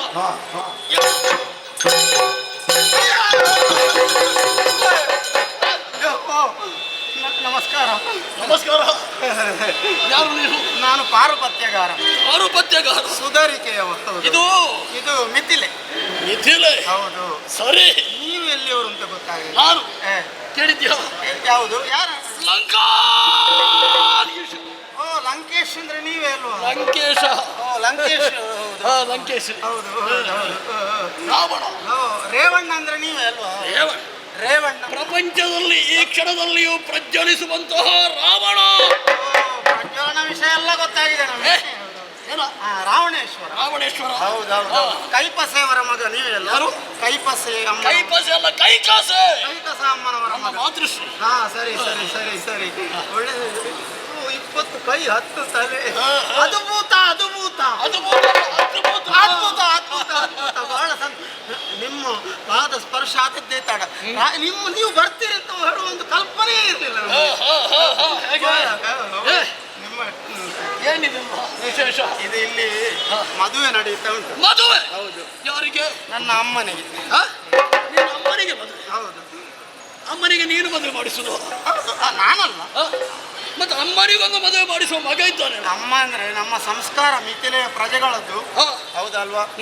ಹೆಂಡತಿಯನ್ನು ಬಿಟ್ಟು ಉಳಿದ ಎಲ್ಲಾ ಹೆಣ್ಣು ಮಕ್ಕಳನ್ನು ಅಮ್ಮ ಅಂತ ಸಂಬೋಧಿಸುವುದು. ಅಂತಹ ಸಂಸ್ಕಾರ ನಿಮ್ಮದು. ಹೌದು. ಇಲ್ಲಿ ಅಮ್ಮ ಅಂತ ಹೇಳಿದ್ರೆ ಯಾರಿಗೆ? ಆ ಪುಟ್ಟ ಬಾಲಕಿಯಾದ್ರೂ ಅಮ್ಮ ಅಂತ, ಹುಡುಗಿ ಅಂತ ಕರೆಯೋ ಕ್ರಮ ಇಲ್ಲ, ಅಮ್ಮ ಅಂತ ಕರೆಯೋದು ನಾವು. ಸಂಸ್ಕಾರ. ಹೌದು ಹೌದು. ನಮ್ಮ ಅರಸರ ಮಗಳು ರಾಜಕುಮಾರಿ, ಅಮ್ಮ ಅಂತ ಕರೆಯೋದು ಪ್ರೀತಿಯಿಂದ. ಅರಸ ಯಾರಿಲ್ಲಿ? ಜನಕ ರಾಯ. ಜನಕ ಅಂದ್ರೆ ತಂತಲ್ಲ? ಹೌದು, ನಿಮಗೂ ಜನಕನೇ. ಜನಕ ಅಂತ ಹೇಳಿದ್ರೆ ಹೆಸರು ಜನಕ. ಬಿರುದು ಬಿರುದು ಬಿರುದು. ಕ್ಷೀರಧ್ವಜ ಭೂಪತಿಗಳು ಅಂತ. ಹೌದೌದು. ಮದುವೆ ಯಾರಿಗೆ? ಹುಡುಗಿಗೆ? ಅವರ ಮಗಳು ಶೀತಾ. ಶೀತಾ. ಶೀತ ಅಂದ್ರೆ ಏನಾದ್ರೂ ತೆಗೆದುಕೊಳ್ಬೇಕು ಅದಕ್ಕೆ? ಎಂತದ್ದು ರೋಗ ಅಲ್ಲ ಅದು. ಮತ್ತೆ ಹೆಸರು ಹೆಸರೇ ಸೀತಾ. ಸೀತಾ. ಸೀತನಿಗೆ ಮದುವೆ. ಹೌದು, ಸೀತಾಳಿಗೆ ಮದುವೆ. ಈಗ ಇವರೆಲ್ಲ ಬಂದು ಸೇರಿದ್ದಾರಲ್ಲ? ಇವರೆಲ್ಲ ಹೇಳಿಕೆ ಇದ್ದು. ನೀವೆಲ್ಲ ಆಮಂತ್ರಣ ಇತ್ತಲ್ವ ಬಂದದ್ದು? ನೋಡಿ, ಆಮಂತ್ರಣ ಇದ್ದ. ನಿಮಗೆ ಆಮಂತ್ರಣ ಇತ್ತಲ್ಲ? ಇವರಿಗೆಲ್ಲ ಆಮಂತ್ರಣವಿದೆ. ಆಮಂತ್ರಣ ಇದ್ದೇ ಬರೋ. ಆಮಂತ್ರಣವಿದ್ದು ಬಂದದ್ದು. ಆಮಂತ್ರಣ ಇಲ್ಲದವರು ಬರುವ ಕ್ರಮ ಆಗಿದೆ. ನನಗೆ ಯಾಕೆ ಆಮಂತ್ರಣ ಇಲ್ಲ? ಇಲ್ವಾ? ನಿಜವಾಗಿ ಕೊಳ್ಳಿಲ್ಲ. ನನಗೆ ಯಾಕೆ ಆಮಂತ್ರಣ ಬರಲಿಲ್ಲ? ಪುಸ್ತಕ ಬಿಡಿಸಿದ್ದೀರಿ. ಅಂಗ ವಂಗ ಗುಂಗ ಕಳಿಂಗ ಎಲ್ಲ ಉಂಟು. ಲಂಕೆ ಉಂಟು. ಅವರ ಮುದ್ರೆ ಉಂಟು. ಲಂಕೆಗೆ ಹೋಗಿದೆ. ಲಂಕೆಗೆ ಹೋಗಿದೆ. ಅದು ಆಹ್ವಾನ ಹೋಗಿದೆ. ಹೋಗಿದೆ. ಮತ್ತೆ ಯಾಕೆ ನನಗೆ ತಲುಪಲಿಲ್ಲ? ಗೊತ್ತಾಯ್ತು. ನಾವು ಕೆಳಗಿನಿಂದ ಹೋಗುದಲ್ವಾ? ಕೆಳಗಿನಿಂದ ಹೋಗುವುದು. ಓಲೆ ದೂತ ಅಂತ ಇದ್ದಾನಪ್ಪ, ಓಲೆಯನ್ನು ಕೊಂಡು ಹೋಗುವ. ಅವ ಕೆಳಗಿನಿಂದ ಹೋದ, ನೀವು ಮೇಲಿನಿಂದ ಬರುದು. ನಾನು ನಭೋಮಂಡಲದಲ್ಲಿ ಬಂದವ. ನೀವು ಪುಷ್ಕೊಟ್ಟೆ ವಿಮಾನದಲ್ಲಿ. ಪುಷ್ಪಕ ವಿಮಾನ. ಹೌದು. ನೀವು ಅಲ್ಲಿಂದ ಹೊರಟ ಆಗುವಾಗ ನೀವು ಅಲ್ಲಿಗೆ ತಲುಪಿರ್ಬಹುದು. ಈಗ ಹೋಗುವಾಗ ನಾನು ಬಂದಾಗಿದೆ. ಹಾಗಾಗಿ ಆಮಂತ್ರಣ ಇಲ್ಲ. ಆಮಂತ್ರಣ ಉಂಟು ನಿಮಗೆ. ಉಂಟು ಉಂಟು ಉಂಟು. ನಿಮಗೊಂದು ಗೌರವ ಕೊಡ. ನಿಮ್ಮಂತ ಯೋಗ್ಯತೆ ಮತ್ತೆ ಮತ್ತೆ. ನೀವು ಅವರ ಮಂಡೋದರಿಯ ರಮಣ. ರಮಣ. ನೀವು ರಮಣ ನೀವೇ. ರಮಣ ಮಂಡೋದರಿಯ ರಮಣ ನಾನೇ. ನಿಮಗೊಂದು ವ್ಯವಸ್ಥೆ ಆಗ್ಬೇಕು. ನನಗೊಂದು ವ್ಯವಸ್ಥೆ ಒಂದು ಕೂತ್ಕೊಳ್ಳಿಕ್ಕೆ ವ್ಯವಸ್ಥೆ ಮಾಡ್ತೇನೆ. ನಿಮ್ಮ ಅಪ್ಪಣೆ ಬೇಕು. ನಿಮ್ಮಂತ ಯೋಗ್ಯತಾವಂತರವನ್ನು ಎಲ್ಲಿ ಕೂತ್ಕೊಳಿಸುವಂತಲೇ ನನಗೆ ಗೊತ್ತಾಗೋದು. ಒಟ್ಟು ಗೊಂದಲ ಆಯ್ತು ನನಗೆ. ಯಾವುದಕ್ಕಿದು? ಹಸೀನ ನಾನು.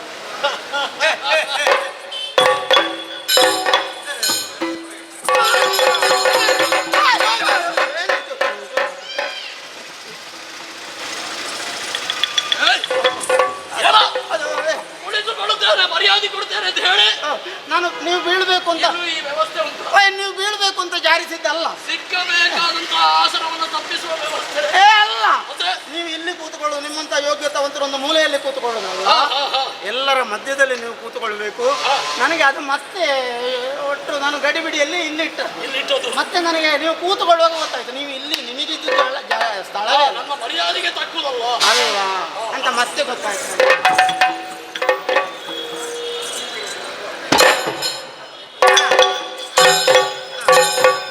ಹೆದರ್ಬೇಡಿ, ಎಳೆಯುವುದಿಲ್ಲ, ಎಳೆಯುವುದಿಲ್ಲ. ನೀನು ಅಲ್ಲೇ ಇರು. ನೀನಿದ್ರೆ ಇನ್ನೂ ನನಗೆ ಆತಂಕ. ಇಲ್ಲ ಇಲ್ಲ, ಎಳೆಯುವುದಿಲ್ಲ. ನೀನು ಅಲ್ಲೇ ಇರು. ಸುಧಾರಿಸಿಕೊಳ್ಬೇಕು. ಇನ್ಯಾರಿದ್ದಾರ? ಇನ್ನೆಲ್ಲ ಬಂದವರೆಲ್ಲ ಆಯ್ತು. ಇನ್ನು ಬರ್ಬೇಕಲ್ಲ ಧನುಸು. ಪಣ ಧನುಸು ತರ್ಬೇಕಲ್ಲ. ಶಿವಧನುಸು ಹೌದು. ಒಂದು ಬಂಡಿಯಲ್ಲಿ ಇರಿಸಿದ್ದಾರೆ. 10,000 ಮಂದಿ ದೂಡುವುದಕ್ಕೆ. ಎಲ್ಲ ವ್ಯವಸ್ಥೆ ಆಗಿದೆ. ಬರ್ಲಿ ಬರ್ಲಿ ಬರ್ಲಿ ಬರ್ಲಿ.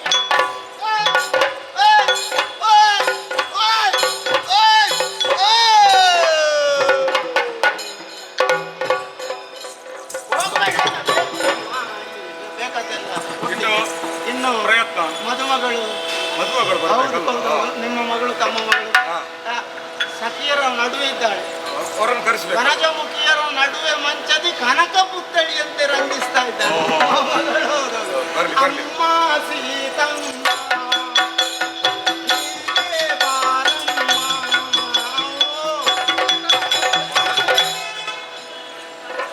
ಶೃಂಗಾರ ಬಹಳ ಆಗಿದೆ. ಹೌದು, ಇದನ್ನು ಇಟ್ಕೊಳ್ಬೇಕು ಮಗಳೇ.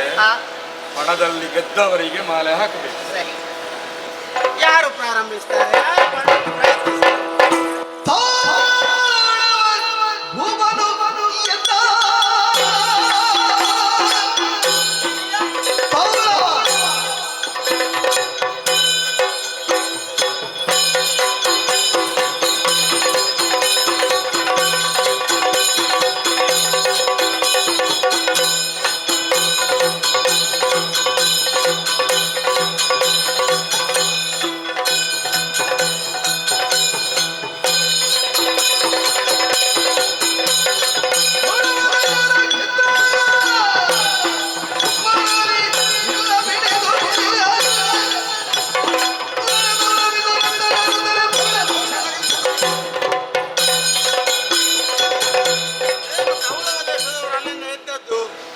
ಹೇಳಿದವರು ಯಾರು? ಅಲ್ಲ, ನಾವೇ. ಹೌದು ತಾನೆ. ನಾನು ಮೈ ಮೇಲೆ ಬಂತ ಅಂತ ಭಾವಿಸಿದೆ. ಹಾಗೆಲ್ಲ ಬರುವುದಕ್ಕಾಗ ಇಲ್ಲ ಇಲ್ಲ ಇಲ್ಲ ತಾನೆ. ಪಣವನ್ನು ಎದುರಿಸಬೇಕು, ಹೆದೆ ಏರಿಸಬೇಕು. ಹಾಗಾಗಿ ಹೌದು, ಶುರು ಮಾಡಿ. ಪ್ರಾರಂಭ ಮಾಡಿ. ಎಲ್ಲ ಕರತಾಡದ ಮೂಲಕ ಪ್ರೋತ್ಸಾಹ ಕೊಡಿ. ತಗೊಳ್ಳೋದೆ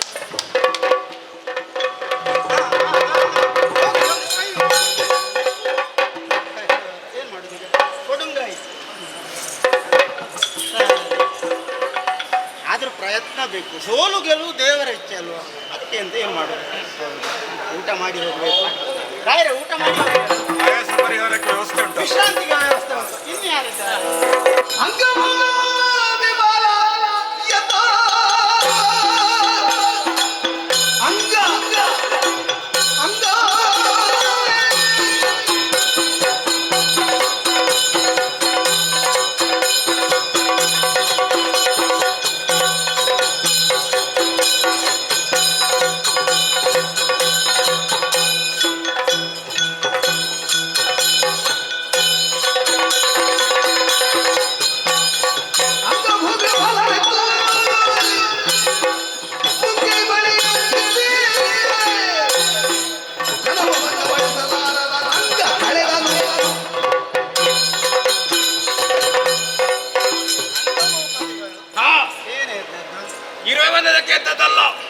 ಮತ್ತೆ ಶಿವಧನುಸ್ಸನ್ನು ಎತ್ತಲಿಕ್ಕೆ ಎದ್ದದ್ದು. ಹೆದೆ ಏರಿಸಲಿಕ್ಕೆ. ಸರಿ, ಪಣವನ್ನು ಗೆಲ್ಲಿಕ್ಕೆ ಹೌದು, ನಿಮಗೆ ಸಾಮರ್ಥ್ಯ ಇರಬೇಕು ಬಹುಶಃ. ಹಾಗಾದ್ರೆ ತಡ ಮಾಡುವುದು ಯಾಕೆ? ಆರಂಭಿಸುವ. ಆರಂಭಿಸಿ. ಒಂದು ಪ್ರೋತ್ಸಾಹ ಅಂಗರೇಶ್ವರ.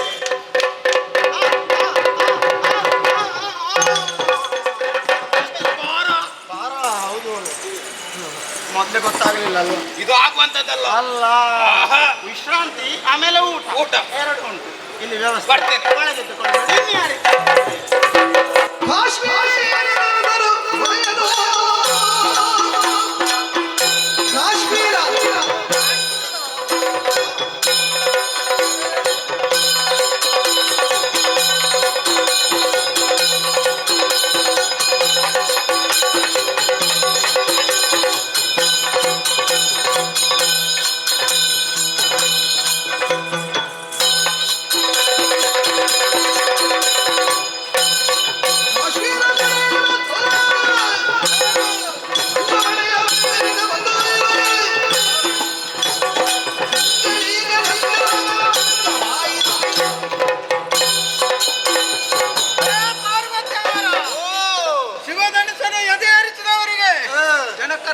ಮಗಳ ಸೀತೆಯನ್ನು ಕೊಡುವುದು ತೀರ್ಮಾನ. ನಿಮ್ಮ ಕೊರಳಿಗೆ ಮಾಲೆ ಬೀಳುತ್ತದೆ. ಹೌದೌದು. ಹೌದೌದು. ಓಲೆಗೆ ಮಾನ್ಯತೆ ಕೊಟ್ಟು ನಾನು ಇಲ್ಲಿಗೆ ಬಂದಿದ್ದೇನೆ. ಹೌದು. ಬಂದದಕ್ಕೆ ಶಿವದನ್ನು ಸೊಳ್ಳು ಎದೇರಿಸಬೇಡ. ನಿಮಗೆ ಈ ಸಲ ಬೀಳುತ್ತದೆ. ಯಾವುದು?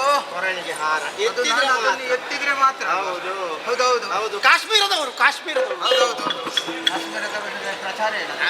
ಗೊತ್ತಾಗ್ತದೆ. ಹಾಗೆ ಎತ್ತರದವರಲ್ವ? ಎತ್ತರ ಮೇಡ. ಹೌದೌದು. ಪ್ರಯತ್ನಿಸಿ. ಪ್ರಯತ್ನಿಸಬೇಕು. ಕಾಶ್ಮೀರದವರು ಎತ್ತುತ್ತಾರೆ. ಒಮ್ಮೆ ಪ್ರೋತ್ಸಾಹ ಕೊಡಿ ಎಲ್ಲರೂ ಕಾಶ್ಮೀರದವರಿಗೆ.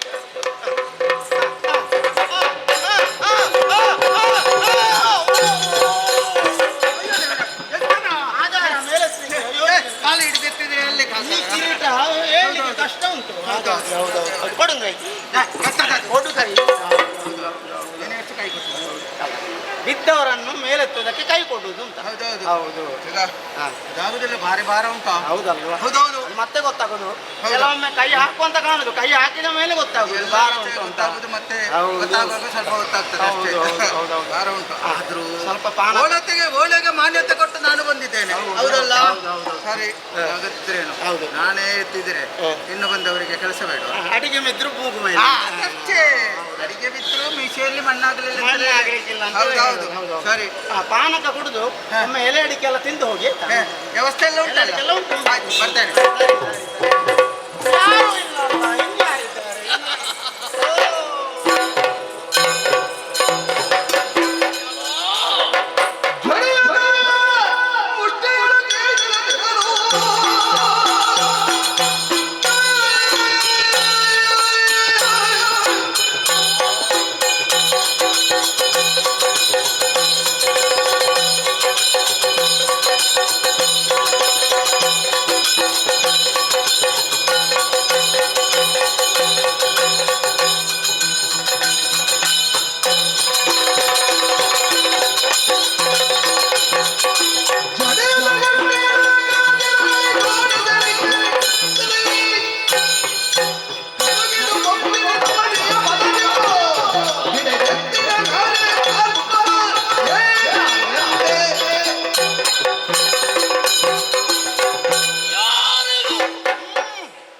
ಧನಸ್ಸನ್ನು ಎತ್ತುವುದಕ್ಕಾಗಲಿಲ್ಲ.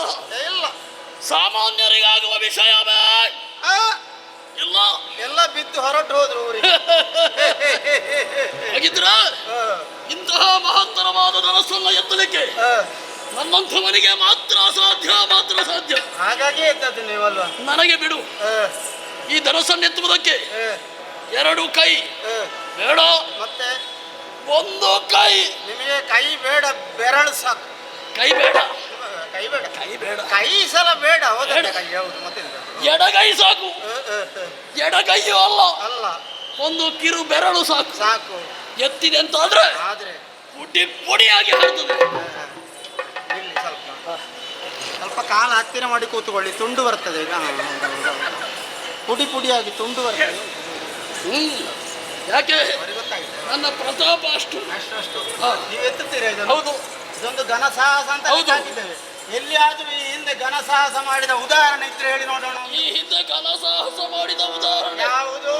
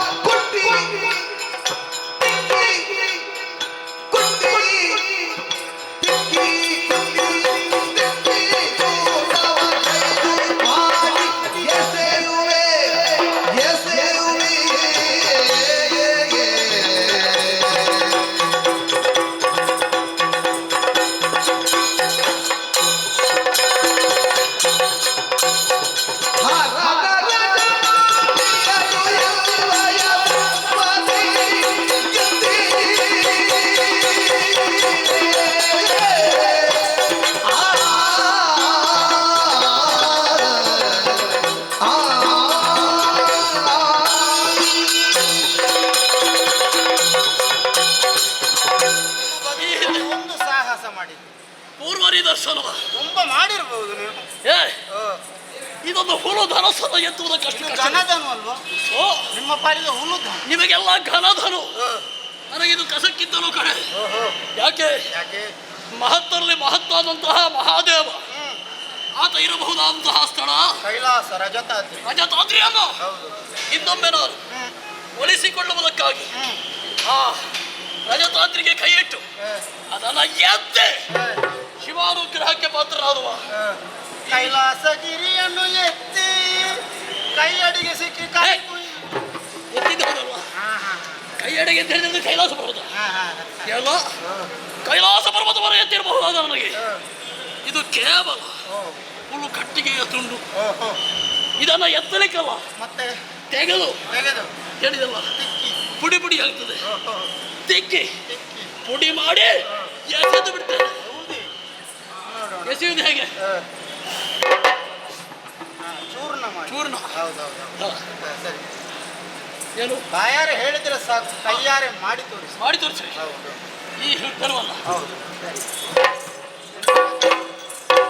ಈಗ ಲಂಕಾ ತಂಡದ ನಾಯಕ ರಣತುಂಗನವರು. ಯಾರು? ರಣತುಂಗ. ರಣತುಂಗ. ಹೌದು.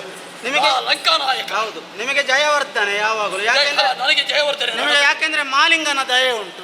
ಮಾಲಿಂಗ ಈಶ್ವರ ಕೈಲಾಸದ ಮಾಲಿಂಗನ ದಯೆ. ಮಾಲಿಂಗನ ದಯೆ. ಅದಿತ್ತು. ಎಲ್ಲರೂ ಪ್ರೋತ್ಸಾಹ ಕೊಡಬೇಕು ಲಂಕಾ ತಂಡದವರಿಗೆ. ಎತ್ತಿ ಎತ್ತಿ ಎತ್ತಿ ಎತ್ತಿ ಎತ್ತಿ ಎತ್ತಿ.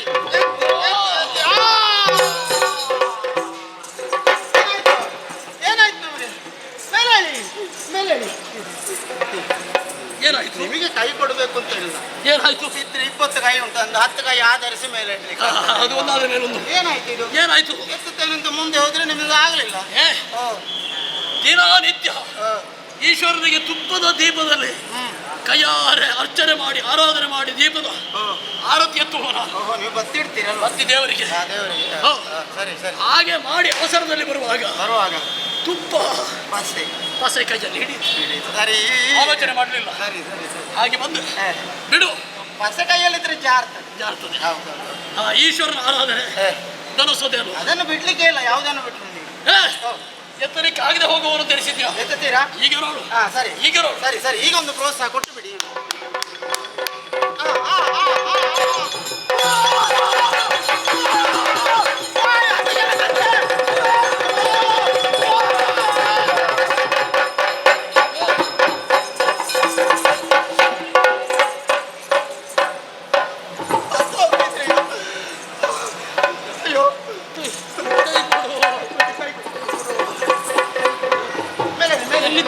ರೋಗ ಬಂದವರಂತೆ ನಿರ್ಮೂಲನೆಯಾಗಿ ಕಣ್ಣೀಗುವ ನೀನೆಂದು ಬಾಯಿ ಬಂದಂತೆ ಕೈಗೊರೆದು ಸಂತೋಷದಿಂದ ನಗುತ್ತಿದ್ದು ನಾ ಸಂತೋಷವು.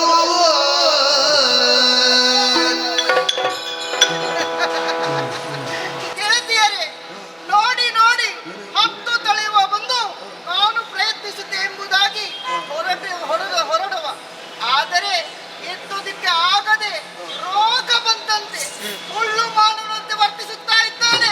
ಈತನನ್ನು ನೋಡುವಾಗ ನಗು ಬರುತ್ತಾ ಇದೆ.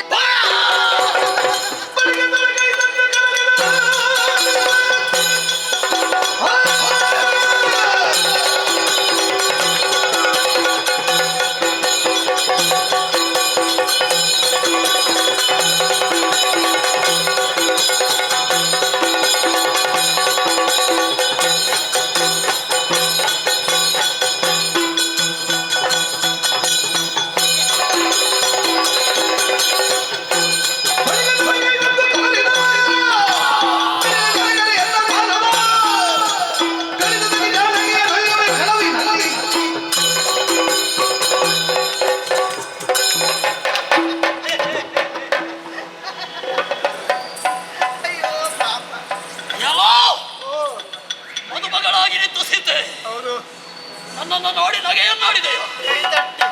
ಅಪಹಾಸ್ಯ ಮಾಡಿದೆಯೋ? ಅವರು ಮಾತ್ರ ಅಲ್ಲ, ಗೆಳತಿಯರಿಗೆಲ್ಲಕ್ಕೂ ಹೇಳೋದು ಕೈ ತಟ್ಟಿನ ಗಾಡಿ. ಇಂದು ಸೋಲಾಗಲಿ ಮುಂದೆ ನಿನ್ನ ಭವಿತವ್ಯದಲ್ಲೇ ಅಪಹರಣ ಮಾಡಿ ಆದರು ನಿನ್ನ ಬಾಳ್ವೆಯಲ್ಲೇ ನಾನು ಅತಿಕ್ರಮ ಪ್ರವೇಶ ಮಾಡ್ತೇನೆ. ಗೆದ್ದು ವರಿಸ್ಲಿಕ್ಕೆ ಆಗ್ಲಿಲ್ಲ ನಿಮಗೆ? ಮಾಡ್ತೇನೆ. ಇದು ನನ್ನ ಪ್ರತಿಜ್ಞೆ.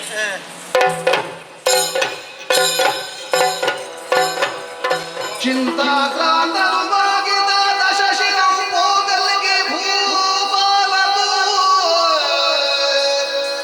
ಸಂತೋಷದಿರದಿರಲಿ ಚಾಪದಿರವ ನೋಡುತ್ತ ಮಿಥಿಲೀಶ್ವರೋ ಮುಂದ ಚಾಪವ ಭಂಗ ಮಾಡ್ಬರಿದಗೋ ಮಾಂಗಲ್ಯ ಮುಗಿದು ಲಗ್ನ ತೋರುತ್ತಿದೆ ಎಂದಡ ಮುನಿವರ ಶ್ರೀರಾಮಗಿಂದೆಂದನು ಚಿಂತಾಕ್ರಾಂತನು ಭಾಗಿತ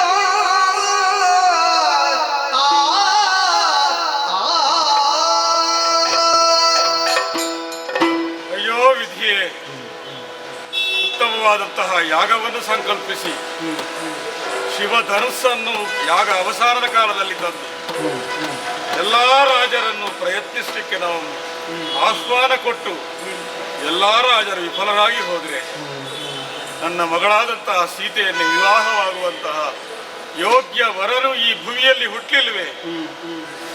ಈ ಜನಕನ ವಿಧಿಗೆ ಏನಂದು ಹೇಳಬೇಕು, ಏನಂತ ಹೇಳಬೇಕು? ಅಯ್ಯೋ, ಏನು ಮಾಡು?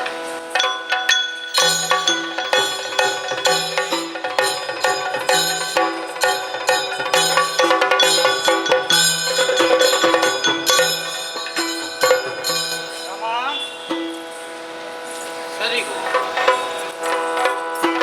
ದೊಡ್ಡ ಜಾಡದಲ್ಲಿ ಯುದ್ಧರು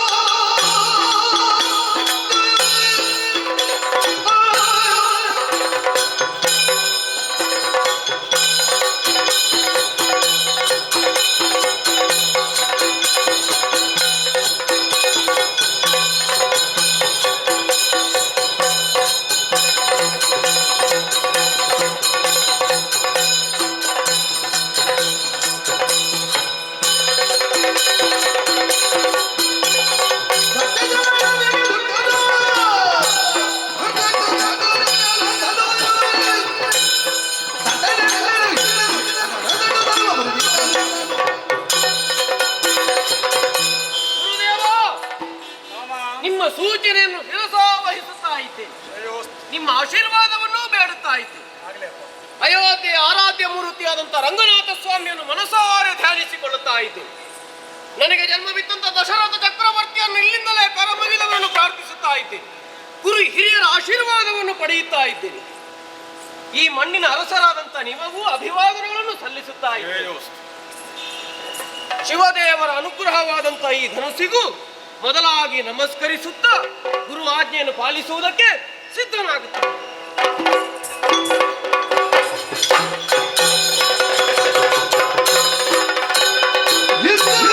ಮತ್ತು ಶ್ರೀರಾಮಚಂದ್ರನಿಗೆ ಸುಂದರ ಮಾಲೆಯ ದಿಕ್ಕಿನಳು ನಮಿಸಿ ಕಾಂತನಿಗೆ